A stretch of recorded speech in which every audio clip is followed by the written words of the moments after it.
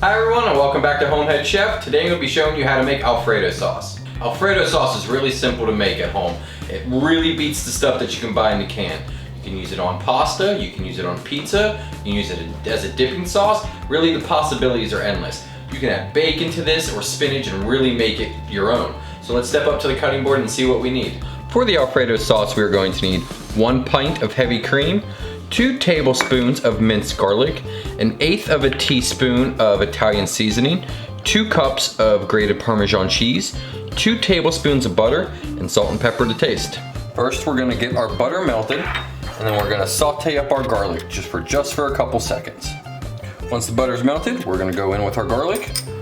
Like I said, we're just gonna sweat this for about a minute or two until it really smells fragrant.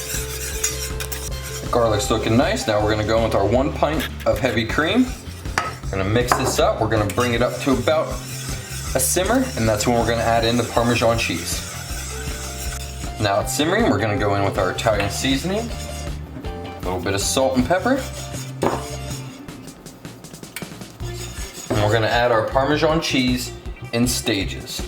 And this is what's gonna cause it to thicken up. Add a little bit in. Give it a stir until it's all starting to melt, and go in with a little bit more.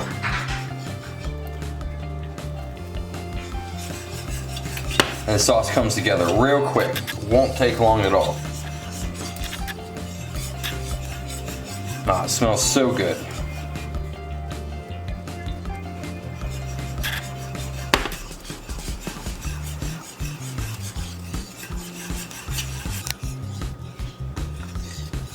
And once you get all the cheese in, you're gonna let this go for about another minute tops until we get the thickness that we're looking for.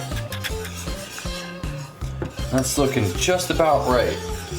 Let's give it a little taste. Careful because it's hot. Almost there. Just a pinch more salt and pepper. That's perfect. Now let's head back over to the cutting board. In literally less than 5 minutes, you can have homemade Alfredo sauce. Let's get a taste. Coats the spoon perfectly. It's rich, it's creamy, Parmesan really shines through. This is really good. Like I said, you can put this on just about anything. Throw some bacon in it, some mushrooms, some spinach. You can really get creative with this recipe. Hope you enjoyed this recipe. You can also check us out on Facebook and Instagram at HomeHeadChef. You can join our kitchen team by stopping by Patreon and supporting. Thanks for stopping in, and we'll see you next time.